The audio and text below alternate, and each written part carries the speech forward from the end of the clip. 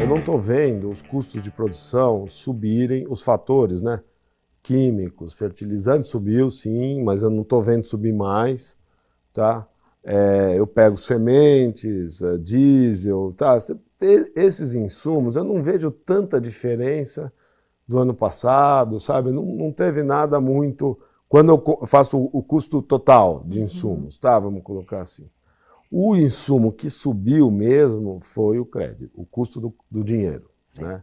Isso sim, isso está... Primeiro, então, antes da gente falar do problema da disponibilidade de crédito, vamos falar do problema do próprio juro. Quer dizer, o juro de 15%, na Selic de 15%, com uma restrição fiscal grande do governo, que não consegue subvencionar a taxa de juro em volume, em muito volume, quer dizer, aparece o crédito 10%, 8%, 12%, mas a gente sabe que é um volume de recurso relativamente restrito. Então, a hora que você vai para o juro livre, nós estamos falando de 18, 20, 22, quer dizer, é um juro absurdo, né?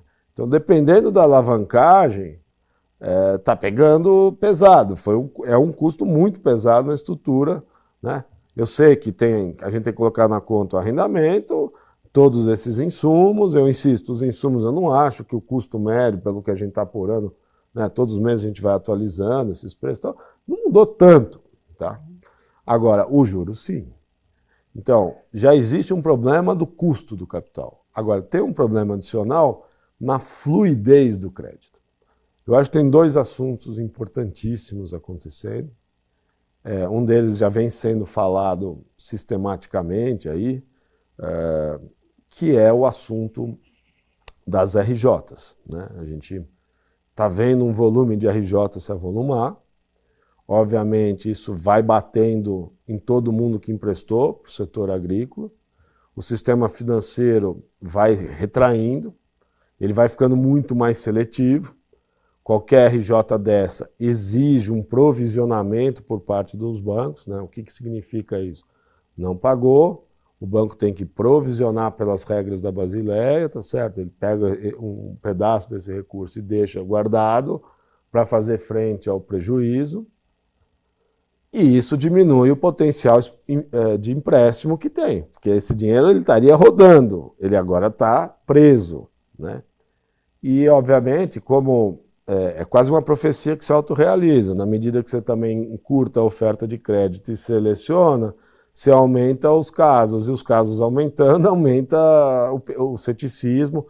E dessa vez, gente, não pegou só banco, pegou a revenda, pegou quem emprestou para revenda, pegou quem antecipou insumo para uma revenda que entrou em RJ, tá certo? E a gente sabe que o sistema ele vai se comunicando, e são vasos comunicantes, que essa é a complexidade, um toma dinheiro do outro.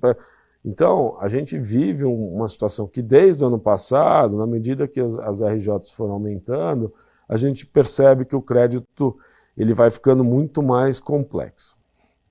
Tem um problema adicional, pessoal, que houve aí uma mudança na contabilidade de atrasos. É uma coisa bastante técnica, mas o sistema contábil dos bancos brasileiros, desde janeiro desse ano, ele mudou.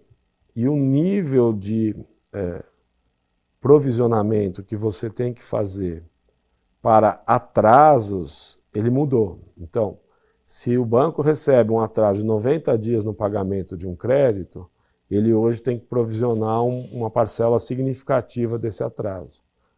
Antigamente, isso acontecia só no fechamento do ano. Então, dentro de um ano, se os atrasos acontecessem, os bancos não precisavam provisionar porque estava dentro do jogo e o sistema ia andando, etc. O problema é que a partir desse ano, né, é um decreto 4966, ele foi colocado em 2021 para começar em janeiro de 25. Então, e nós acho que um pouco de azar aí, nesse momento que já vinha RJ, que os preços caíram, que o juro subiu, houve essa mudança contábil relevante, e essa mudança ela exige um provisionamento razoavelmente grande para atrasos de 90 dias. E no agro isso é mais ou menos comum de acontecer. Então, e antes eu tinha uma flexibilidade para lidar com isso sem ter que... E eu acho que a gente está vivendo um pouco, gente, esse momento, sabe? Os próprios bancos estão tendo que se readaptar. Se você provisiona, como eu disse, tem que ficar guardado esse recurso para eventual não pagamento final desse crédito, e isso limita o volume de crédito que roda no sistema.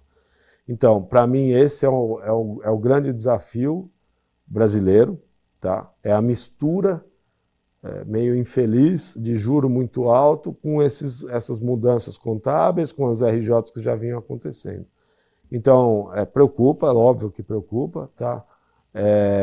Não acho, entretanto, tá? Deixa eu só, para a gente entrar na discussão de mercado, eu também não acho que vai ter uma queda diária no Brasil, tá certo? Não vejo assim.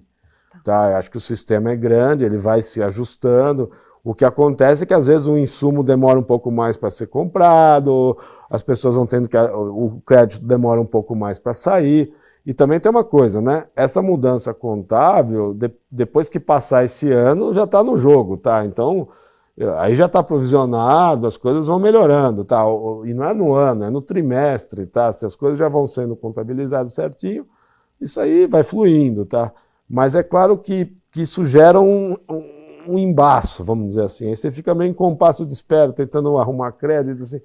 Ou seja, também não convém a gente exagerar para o outro lado, porque nós somos meio latinos, assim, brasileiro, aí, né, mudou, virou de ponta cabeça. Não é isso, tá? Mas também não vamos para o outro lado dizer, ó, não tá tudo suave na nave. Não tá. Tá? A gente tem esse trimestre passado, esse agora, tá? Que é um momento que chega a hora de pagar, tá certo ou não? E aí renova os contratos, e aí os bancos estão tendo que se readaptar a essas novas regras, criar metodologias para medir isso, tá? Isso principalmente no varejo, no corporate, né? Que é grandes empresas e tal, isso não é um problema. Eu acho assim, a maior probabilidade é um cenário mais perto da neutralidade. Tá cheirando poder aparecer uma laninha, uma coisa meio assim, né? Aí some, a probabilidade sobe um pouquinho, volta um pouquinho para trás. Mas eu acho que é um ano mais, pelo menos, mais próximo do normal, tá? O que é mais próximo do normal? Mas perto da média, tá? Isso não quer dizer que não vai ter desvios, né? Isso é um problema estatístico. Você tem a média e você tem a variância, né? Então, ser mais próximo da média não quer dizer que não vai ter lugar que vai chover acima da média, vai ter lugar que vai chover abaixo da média, tá certo? Os meses variam, tá? Mas eu tô com essa cabeça. Provavelmente é um calendário de plantio mais próximo do histórico, não tão atrasado como aconteceu em alguns lugares nesses últimos 2 safras. Se isso for verdade, a gente já começa a ter soja sendo colhida lá o pessoal está brincando, a soja natalina, né? Já começa a aparecer ali no Natal um esboço de querer colher. Se também isso for verdadeiro, o calendário de plantio de milho safrinha é bom, tá certo? Eu acho assim, Alexandre, né, MB Agro, estou trabalhando com esse olhar, tá? Algo mais próximo de um ano normal. Portanto, nós vamos ter que falar que a safra brasileira tem um potencial de 175 milhões de toneladas, que é o que vão estar nos modelos de todo mundo, no mundo inteiro. A expectativa, tem gente falando em 180, que o Brasil tem potencial. Pessoal, isso é uma coisa meio técnica de economista agrícola, tá certo? A gente faz, né, quando está ainda, nem sequer começou a plantar, você pega esse cenário agrícola, de clima, e está mais ou menos dentro da média, e pega a área plantada, isso a gente tem que tentar acertar, e projeta uma produção normal no Brasil inteiro. Sim. Se fosse o ano de Laninha, já poderia penalizar um pouco a Argentina, o Rio Grande do Sul, papapá. Eu não consigo fazer isso hoje. Tá? Eu acho que é um ano para colher mais ou menos normal, Brasil inteiro. Tal. De novo, alguns meses vai ser mais chuva aqui, mais ali e tal, nós vamos... Tá? Então, eu acho muito, acho até correto, tá? imaginarmos uma safra potencial brasileira, né? Essa daqui, última, foi nosso algoritmo deu 1,69, tá? Talvez aí 175, né? Como uma safra muito boa para o Brasil, né? E é isso que está entrando nos balanços mundiais. A Argentina com 50, pode ser um pouquinho mais, tá? Então, na minha interpretação, tem tudo para ser um ano bom, tá? Para as demais lavouras, como a gente está falando para o Brasil inteiro, né? Provavelmente chuvas boas da florada de café, de laranja, chuvas boas na cana, tá? Recuperação de pastagens provavelmente mais rápida que os anos anteriores. Tá cheirando ser um ano mais perto de um histórico, se é que nesse mundo de alta volatilidade existe o histórico, tá?